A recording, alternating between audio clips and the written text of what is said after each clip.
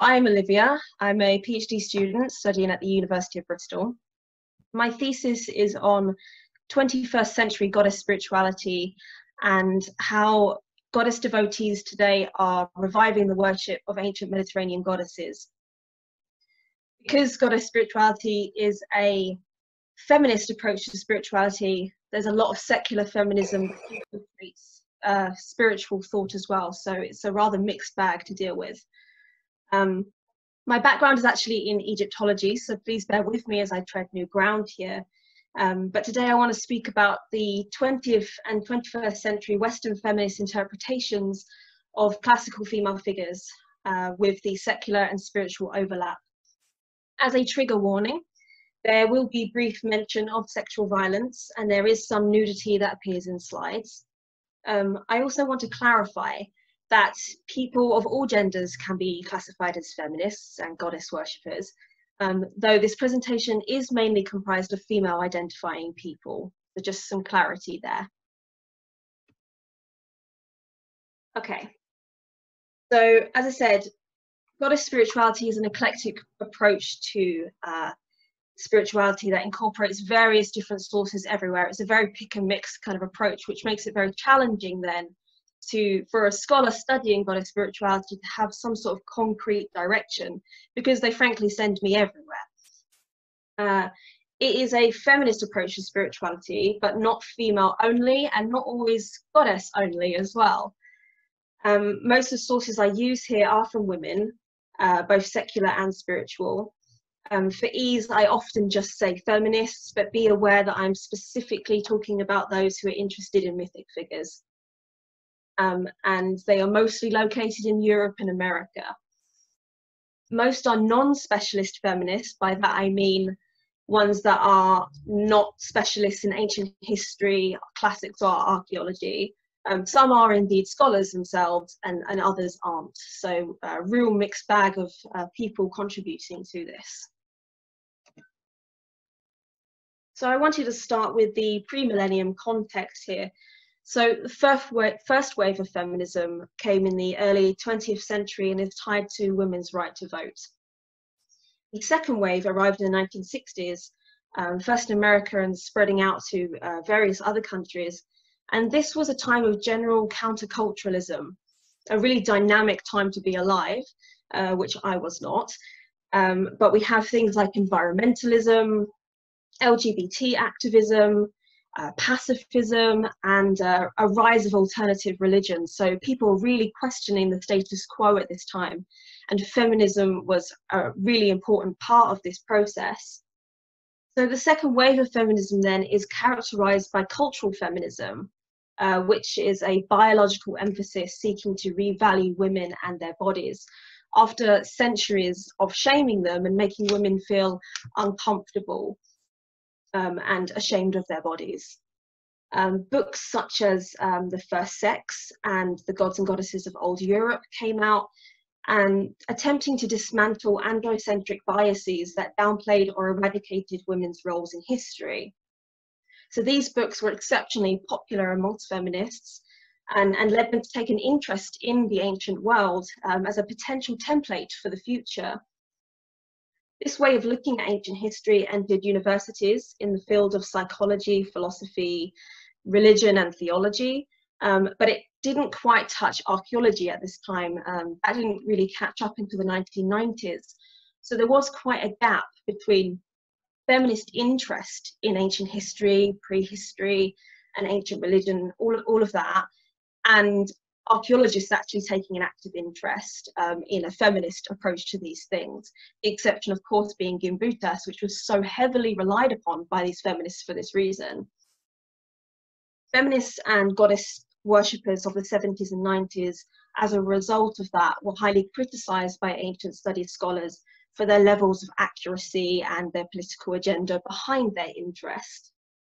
But the interest in mythical figures in the second wave is both a combined spiritual and secular context. There's favorites that say that the political is spiritual and the political is personal, and there's this whole interweaving that's happening. It's inclusive of cultures other than classical culture, such as the revived interest in African goddesses, which is headed by women of colour such as Louisa Tiche. However, there's a rather skewed image that has been created by white feminism, as if white women were the only ones interested in white cultures, and that there was a separation, which is kind of misleading, but also not. Goddess spirituality's white majority has always been an area of discomfort amongst goddess spirituality adherents. But despite this discomfort, there's actually been very little to address this gap, so it's still a problem today. Entering then the post-millennium context, feminists of the 20th century laid the foundation of contemporary goddess spirituality as it is today, and as well as interacting with various other forms of neo-paganism, which continue to thrive. Neo-paganism and goddess spirituality both take inspiration from the ancient world to varying degrees of attempts to revival and reconstruct, and also to innovate for a modern day. In the secular feminist world, ancient myths and characters are spread through the growth of the internet and the visual media, and popular culture regularly engages in mythopoesis, in the rewriting of myths through modern perspectives. And so it's really clear that ancient myths and the ancient world in general are considered to be relevant to people today. And that much is obvious by the fact that scholars are still researching and studying the ancient world. We are interested in the ancient world, so of course many other people will be also. So the quote that I have on this slide here highlights how changing traditional narratives of women, feminists ultimately aim to cause positive change in the world. That's the whole point. In terms of traditional religion, the Virgin Mary was the only role model available, really, and she's not exactly a female icon that most of us can inspire to actually be like for various reasons. And of course, there are many examples of goddess worship around the world that is still very present and in a continual lineage. However, goddesses such as those from Hinduism, you know, if we're talking about a white feminism or a white majority in goddess spirituality, there's issues surrounding cultural appropriation and colonialism. So people are very aware and anxious when it comes to appropriating goddesses from other cultures, as in Hinduism. Now, these feminists also acknowledge that ancient Greece and Rome were also sexist. So that's why they have a preference for prehistoric ideas instead. And there is and was a firm belief that all goddesses had pre-patriarchal origins, and they needed to be rediscovered without the patriarchal lens that was put over the top of them. The legacy of the ancient world that exists in Western society today is admittedly androcentric and considerably whitewashed as well, and this is something that's becoming more and more acknowledged in scholarship. Fundamentally then, to perpetuate the narrative of women being secondary or victims of abuse is actually seeking to normalize this. Feminists instead want to create positive representations of women for future generations to look upon, rather than constantly looking on this example of disempowered and abused women all the time. This is a model, a very basic model of patriarchal spiritual domination used by such feminists. It's important to know that we all take part in the retelling of myths. We are all players in the reception of the ancient world, whether we are specialists or non-specialists. Outdated and disproven theories made by scholars can become myths themselves, and this is so clear in the theory of matriarchal prehistory, which was once seriously popular, but since the 1960s has fallen out of favour among scholars. This hasn't really reached the public. It is increasingly doing so now, but it's been so popularized because of scholars such as Medusas, who were really feeding into the feminist climate of the 70s. She didn't call it matriarchy, though. That's quite a misinterpretation of her work. So feminists trusted Medusas' scholarship because she had excellent credentials. There was no reason not to, really. And any criticisms that went her way were kind of seen as reaffirming the establishment, and these were feminists who were going against the establishment. That was less attractive. However, there were and still are many feminists and goddess spirituality adherents who recognise the contention amongst scholars, so they're also not blind to it either. Some see it as a myth of the past and some see it as reality, but either way, it has crystallized into a myth of the past that is spiritually meaningful for people today. And it's used to explain androcentric myths and the need to myth bust past them. It's still believed by many that pre-patriarchal versions are the authentic originals, which is attested in modern podcasts. I've heard of one by Karen Tate that was published this year, who says that, you know, we want to get back to the authentic original. So there's an intention to get to the original, but their intention is not always agreed upon by scholarship. So it's important to stress that this theory acknowledges that though women suffer under patriarchy, as a power over system of domination, anyone else who does not fit the ideal also suffers for it. So it's believed that men suffer through patriarchy too, as well as LGBT people, the disabled, people of colour, and so on. So that's why feminists want to myth bust and get past patriarchal barriers for the good of everyone, as well as women. So this is the myth busting process here. The basis of this is that myths reflect the people who tell them and are psychosocially processed by those who hear them. If we want to change our world, we have to change the narratives we are told and that we continue to tell. Non-specialist feminists start by researching ancient myths, not for their scholarly discussion on their ancient significance, because that's the job of ancient historians, archaeologists, classicists, but instead to explore the meaning of these myths today, and that's really what's important to them. Again, though they are non-specialists, goddess advocates possess a rather impressive encyclopedic knowledge of ancient religions compared to the wider public. What they do and what they believe may not represent what they actually know about the ancient sources, which is really underappreciated by scholarly critics. So once they have researched these ancient myths and identified the female characters within them, they then analyse them, identifying the negative and problematic features in these myths. By doing so, they can then evaluate what effect this has on people today.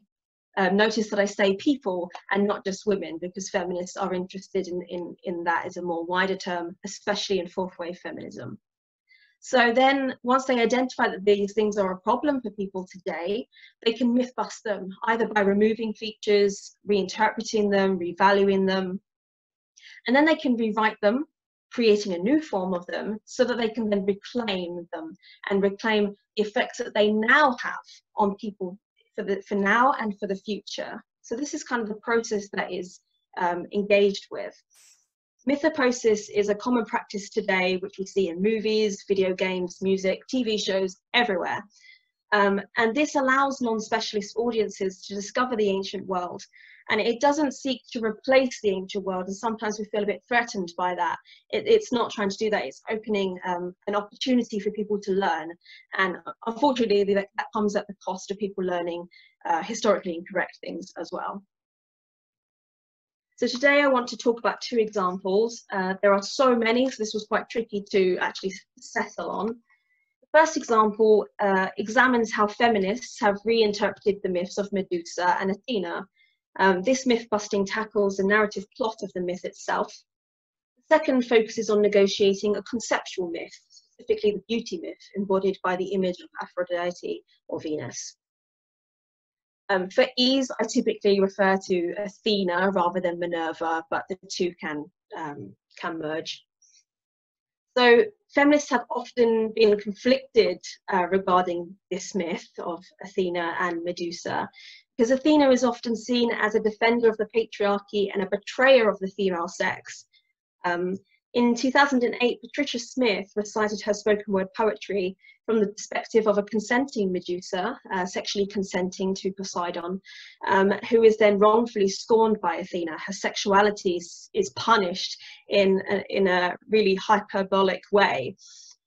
However, others consider Medusa's punishment as in a more positive light. So it goes both ways, and it depends what you want to read into the myth, really. So you may well be familiar of how the story goes. Essentially, Medusa is defiled by Poseidon at the foot of Athena's temple. And Athena sees this and refuses to intervene, refuses to help her, and instead punishes Medusa for what Poseidon does to her. She is made to be so monstrous that by gazing upon her visage, people were turned into stone. Elsewhere, Athena is said to have assisted Perseus in then further murdering Medusa by cutting off her head. So Medusa suffers thrice for no particular fault of her own. And so this has inspired much feminist pathos. We always remember Medusa's punishment rather than her humanity. When you speak the name Medusa, that's immediately what people think of is her monstrous image. This was pointed out by Jean Menzies in her podcast, That's Ancient History, and I thought that was really true and really worrying, actually. So this shows that that she is haunted by the physical evidence of her trauma. Nobody will let her forget what happened to her. And this is actually something very familiar to lots of people in their traumatic experiences through life, women as well as men and everybody. This physical evidence that you can never escape is a really chilling concept and very real for people. So then the question is, do feminist readers just accept that this is yet another story of women suffering, or do they instead choose to end the cycle? So here, feminists have researched the original myth. They've then analysed where it's problematic, and then they've evaluated why it's problematic for people today and how it affects people today. So then this leads on to what do they actually do with this then, and how do they myth bust it, take out the problematic areas and rewrite it. So in the 1970s, the Gorgon became a feminist icon. And this continues into the present day very much. We hear with recent podcasts still discussing Medusa as a goddess even, and recent publications such as Revisioning Medusa, as you see on this slide, published in 2017. Though feminists acknowledge multiple Gorgons, it was Medusa's humanity that they felt particularly drawn to. Medusa's transformation instead is viewed as a symbol of female rage in response to male aggression. Her monstrous form reinterpreted as one offering her the power to now defend herself by turning oppressors into stone. And this suggests then that the power was a gift from Athena and not a curse. Athena wears the Gorgon's head as an aegis, not as a warning of the punishment imposed upon Medusa, but instead a warning of female anger. In Emily Culpepper's own words here, feminists are living the knowledge gained from tapping deep and ancient symbolic mythic power to change our lives. The Gorgon has much vital, literally life-saving information to teach women about anger, rage, power, and the release of determined aggressiveness, sometimes needed for survival, which is a really powerful statement to be making. For context here, Emily Culpepper is recounting an experience that she had where a male stranger entered her home and attacked her. Once she collected herself then, he managed to actually scare him away through a furious death stare that she really vividly describes in this article here. She says, "I am staring him out, pushing with my eyes too. My face is bursting, contorting with terrible teeth, flaming breath, erupting into ridges and contortions of rage, hair hissing. It is over in a flash. I can still see his eyes, stunned, wide and staring, almost as if I am acting strange, as if I were acting wrong." She emphasizes how the attacker sees her as monstrous rather than the other way around. As a personal side note, I do imagine that angry feminists of the second wave must have been seen like this for their political combatants. And actually, a lot of those who criticized feminists at this time did make comparisons of them, that it deemed them to be ugly, dressed in men's clothing, smoking, swearing, aggressiveness. And so there's a real parallel between women's attractiveness and their rage. Apparently angry women are less attractive. So this interpretation is clearly powerful to modern women and to modern feminists. Athena's role in assisting Perseus' attack on Medusa is almost unimportant or dismissed as a patriarchal corruption. What's more important is that Athena gave Medusa this power and all wrong women. It's as if she gave them the permission to release their anger. And so any subsequent thing is another issue. There's also considerable significance in this for women of colour specifically. Medusa is seen as an icon for women of colour, with some black feminists, such as Louisa Teach, interpreting Medusa's snake hair as some form of like dreadlock style, which is often rejected by white cultures as being monstrous and unbeautiful, right? So overall, Medusa is a feminist icon for anger in the face of oppression and subjugation. For all women, this involves sexual subjugation, but for women of colour specifically, this also entails other forms of oppression too. Her story can represent the abuse of black bodies whilst others looked away. And I have to ask how easy it is for non-affected people to look away when they see something wrong or uncomfortable. This is quite a topical issue right now, but always has been an issue. Feminist narratives of history in the 20th century have also been criticised for portraying women of colour as consistent victims of abuse, with little other recognition for what women of colour have achieved or are. This is apparent in Audre Lorde's famous letter to the white feminist Mary Daly. Though Medusa's suffering is not censored or denied by women of colour, by reinterpreting her transformation, these women can see themselves rising up in justified anger and discovering their true power and agency. And I think this is also true, not just of women, but of everybody who's oppressed, and being allowed to have that platform to express your justified anger. Some people shy away from that, but actually this is suggesting there's a place for it. This sculpture may be familiar to many of you. It is an image of the 16th century sculpture by Benvenuto Cellini. This is what inspired Luciano Gob Artie's 2008 sculpture Medusa and Perseus, which went viral online. I hope that many of you have seen it. If not, this is a delight. I'm absolutely in love and captured by this image, and so are many other feminists. This is Gob Artie's reinterpretation of the Medusa Perseus situation. In an online interview, he reflects the original displays Perseus's power and victory over claiming Medusa's head as a heroic prize. In this interpretation, however, Medusa looks as if she's done what she has to do to survive. She's done what she's had to do in self-defense. And very much she gives me this impression of somebody who is so tired of this rubbish, is so done with it. This is the face that she gives me, rather than one of heroism or like showing off, look at how brave I've been. Actually, it's like, can we move on now? Which I find really powerful. And in the words of an Italian blogger 2 years ago, she says, "We can read between the lines as much as we want, but it is patriarchy that silences female power. But until we accept being monsters and having been mocked, we will never step out of the myth, we will never redeem Medusa, and our head will always fall." She therefore advocates embodying the monster and allowing oneself to be justifiably angry rather than the good girl that society dictates women to be. And that's in response to the sculpture.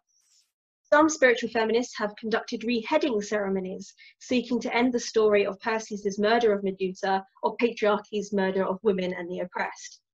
Authors such as Anwen Hayward have rewritten Medusa's story to give her a voice that other sufferers of abuse have been denied. This demonstrates how such ancient myths can be felt very personally by modern women and modern feminists, beyond the scopes of historical interest here. So, in summary of what's actually occurred here, this myth-busting does not censor Medusa's violation, whereas other myth-busting techniques do attempt that. There's a famous one by Charlene Sprecknat, who eradicates Hades' role completely. He's not even featured in the myth, whereas this one doesn't attempt to do that. Instead, this violation, is seen as a justified reason for the catharsis of female anger. Athena's treatment of Medusa is then reinterpreted as a gift rather than a curse, and this means that Athena can be redeemed. She actually defends women and women's aggression. Medusa is given agency in her ability to defend herself, even against Perseus, according to Gob Artie's sculpture. And so the relationship between Athena and Medusa, and indeed Athena and all women, can now be reconciled. There is so much to say, and there are hundreds of retellings, but I'm going to move on now to Aphrodite and Venus, just so you get another view of how this is working, but a thesis could certainly be written on this alone. So this second example examines how feminists challenge modern concepts of Aphrodite, seeking to mythbust the idea that she is a one-dimensional caricature of female sexuality and that beauty is limited to her traditional representations. So as shown in the first example, feminists make a direct comparison between ancient narratives and the treatment of women today. Someone like Adrienne James recognizes that Aphrodite is a disempowered goddess, but also a symbol for the continued abuse of women's sexuality. So Stephanie Boudin maintains that Aphrodite is a goddess of sex in her antique form. But Michael Given, though, suggests that colonial interpretations have reinterpreted what goddess of sex actually means through a 19th century Christian lens, which we have now interpreted and received. So Aphrodite now survives today as a slender, young, sexually available pin-up girl with a one-track mind. She is either superficially matchmaking or engaging in unsavory activities. So for an enduring icon of female beauty and desirability, this is obviously problematic. Female sexuality is equated with being dangerous or up for consumption. Women are seen as preoccupied with beauty and vanity rather than more important things, and that's definitely still an enduring stereotype today. Aphrodite also embodies idealized beauty, which is a rather limited standard that not many of us can actually live up to either. So Aphrodite is often seen as an object for sexual consumption. In popular culture today, she's depicted as hyperbolically sexual, and to the point where sometimes it's quite comical, but actually not funny at all because it's quite damaging. Whilst some could view this celebration of female sexual liberation because they no longer have to pretend that women don't possess sexual desire like men, it can also be the opposite. So liberal feminists promote women's choice to wear revealing clothing and to engage in promiscuous sex and everything that's involved in that whole idea. And this is celebrated in erotic literature, which many feature Aphrodite as a character, or at least in the title. Radical feminists, however, warn against this as playing into patriarchy's hands, and there's lots of debates against and for BDSM, pornography, and the sexual life of female students as well. It's seen as if we are presenting our bodies on show and having sex with lots of specifically men, although it's not limited to that, then yeah, we're playing into patriarchy's hands, and this is rising with the Me Too movement and politically sanctioned statements such as grab her by the pussy. So there's a whole uncertainty now where feminists are arguing amongst themselves of where do we find the compromise, and that's what fourth wave feminism really emphasizes, is making this compromise and having multi-vocality.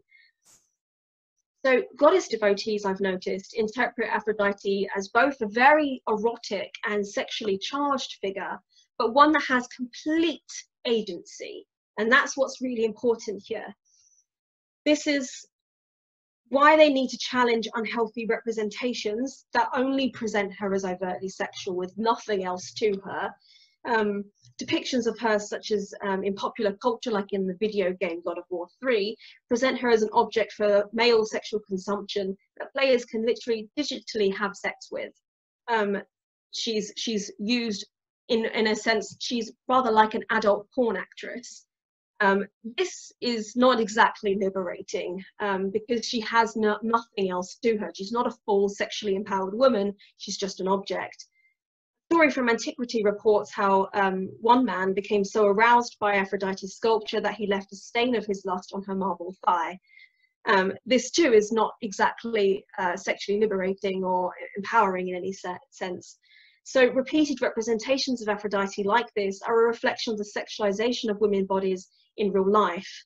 And so it's not necessarily a harmless fantasy. We have to find some sort of balance between women being allowed to be sexually liberated, but also not up for consumption. And I think goddess spirituality adherents emphasize the role of agency in this, that she can choose who she wants and she doesn't have to offer anything. So then we have to challenge sexualization in terms of Aphrodite. Modern scholars and goddess devotees are challenging this enduring myth of Aphrodite as a simplified sex object. This quote on this slide here is provided by a contemporary priestess of Aphrodite prior to her discovery of Aphrodite's complexity, and it shows how Aphrodite today is still seen as an unintellectual and superficial sex object aimed for male consumption. However, once feminists and goddess devotees do begin to explore, they uncover various epithets of Aphrodite and her life-instigating powers, and that's thanks to the work of scholars who have increasingly uncovered this information, not just for themselves, but for the wider population, and this is really important. Feminists such as Saima Koral and Harita Mini seek to redeem the goddess's power and dignity, and by association, that of mortal women too. And so she becomes an icon for sexual liberation, very much for self-love and self-respect, as well as LGBT advocacy. She's quite an important role within that world too. This then leads on to sexual empowerment.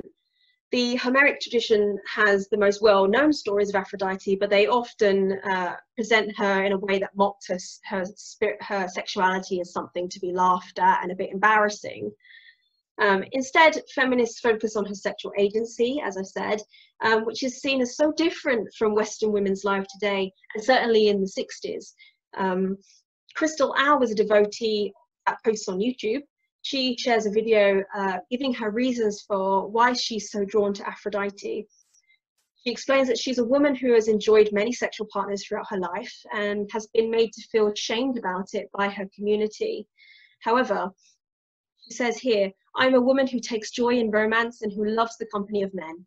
I am someone who loves human contact, and I don't deny myself these desires. Instead, I take a leap from them, and I no longer apologize for it either.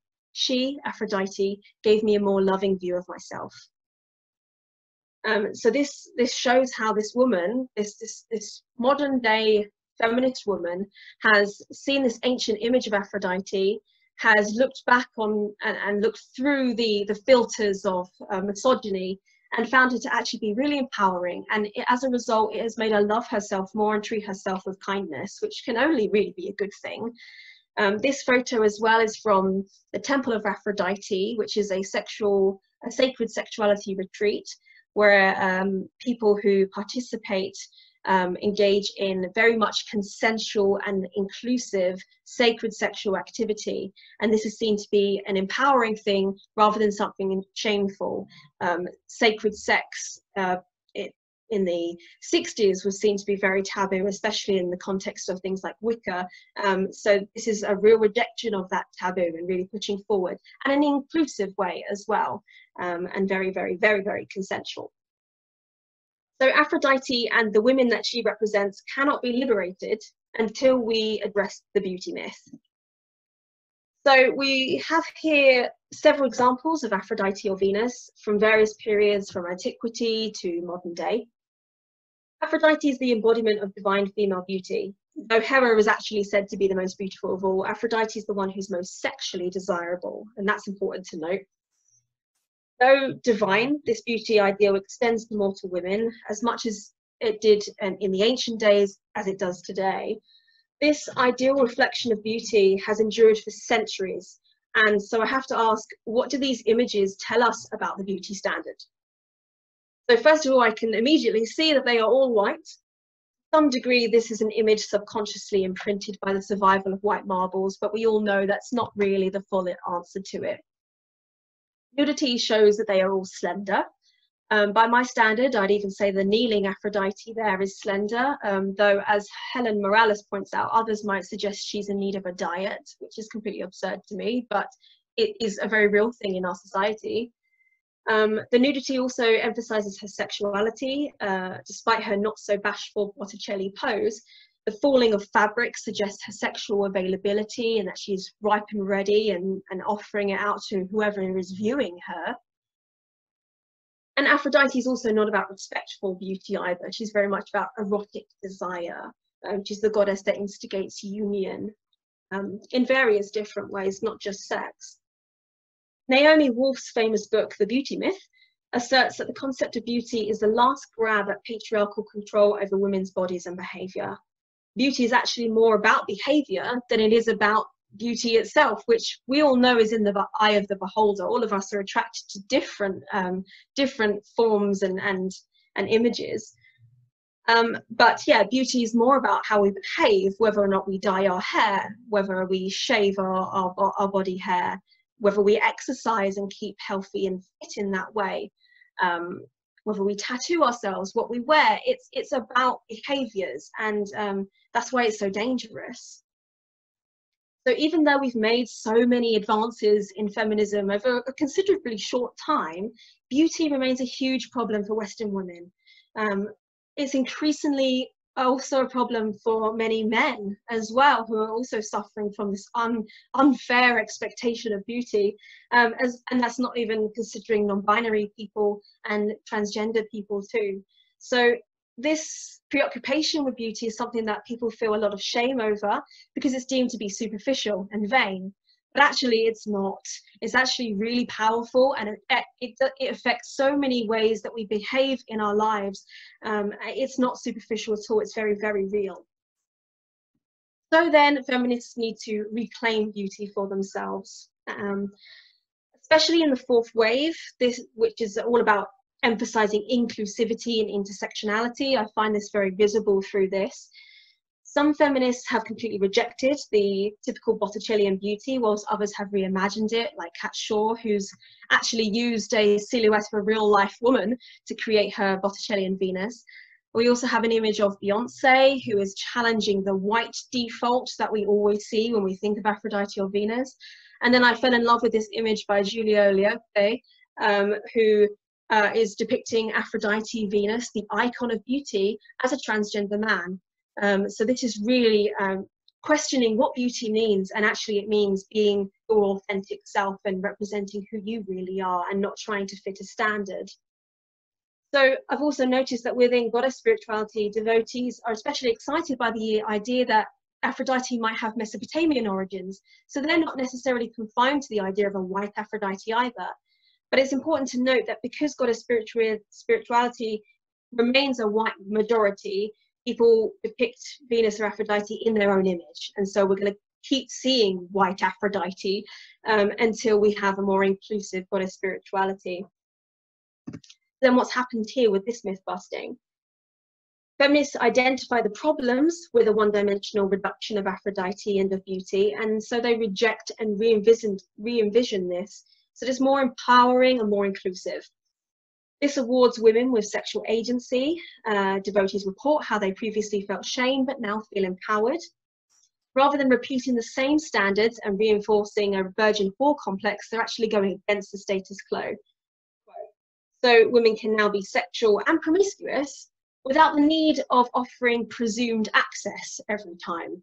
And that's what a lot of free the nipple thing is, and you know, still not asking for it even when you're standing there naked. It's that presumed access that is being completely rejected here. There are loads of other examples of myth busting and challenging and rewriting. The rape of Persephone is a particularly popular one, always has been since the 60s up until today, hundreds of retellings of that. Hera is reclaimed as a dignified queen. Artemis and Diana are often referred to as the patron of lesbians. Hecate has a huge cult following within the witchcraft community. Gaia is also popular in ecofeminism. And whilst not all of these are myth busted, they're certainly reread in a modern context, and there's lots of parallels. Then what does this ultimately mean for feminists? Well, now mythic reinterpretations provide a positive female role models for women and for the subsequent generations, rather than this Virgin Mary that we have to live up to. We have a lot more options now, and some that are very challenging. They're also calling for an end of repeated narratives of domination and defilement of women, which otherwise seek to normalize this. If we keep living with this expectation of women have always been treated badly, then perhaps they always will be. So this is a real pushing against that. Using myth as a device for actioning these changes in society today. Myth is being used as a tool in this way. So the original sources may still be viewed for the historical value, Myth-busting does not aim to replace or hide the ancient versions, but intends to challenge them and to contribute to the repertoire of many, many retellings. Anne Key provides a particular good example of this in her book, Desert Priestess, where she rewrites the story of Sekhmet's destruction of mankind, but she specifically emphasizes how this is a story of Sekhmet in the current day, in the modern day. It's a current myth and not an ancient myth. And if goddesses are believed to be real by these goddess devotees, then there's no reason why they would be frozen in the past, and that telling current myths of the goddesses could be perfectly legitimate for these people. And then ultimately, what does it mean for scholars of the ancient world? Today, scholars are actively engaging in gender dialogues, as well as conversations regarding race, disabilities, and other underrepresented people. Reinterpretations of myths, however, by feminists and goddess devotees, and other neo-pagans for that matter, have not been typically well received by scholars of the ancient world, particularly in the 20th century, because they've been seen to be a highly politicized agenda and not historically accurate. This is improving, though, with reception studies and pagan studies, with people broadening what this really means in a wider context. I would say that the problem with these myth-busting and retellings is that they dismiss mythic features as irrelevant patriarchal corruptions, which can be reductive and lead to androcentric readings of history,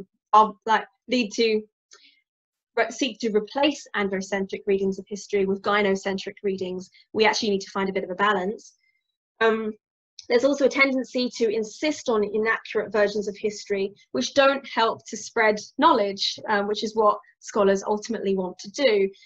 This is especially prevalent in non-specialist sources, where, you know, feminists and goddess devotees may be going to these non-specialist sources because they're more accessible and because they approach it in a way that's more like what they are looking for, whereas scholars typically don't.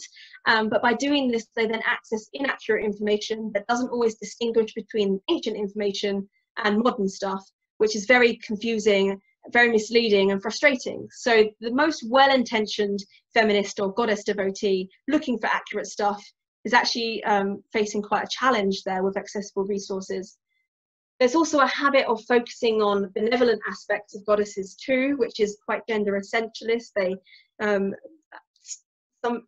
can't remember his first name, but Thomas has criticized interpretations of Inanna as being a really benevolent goddess, which is quite inaccurate really.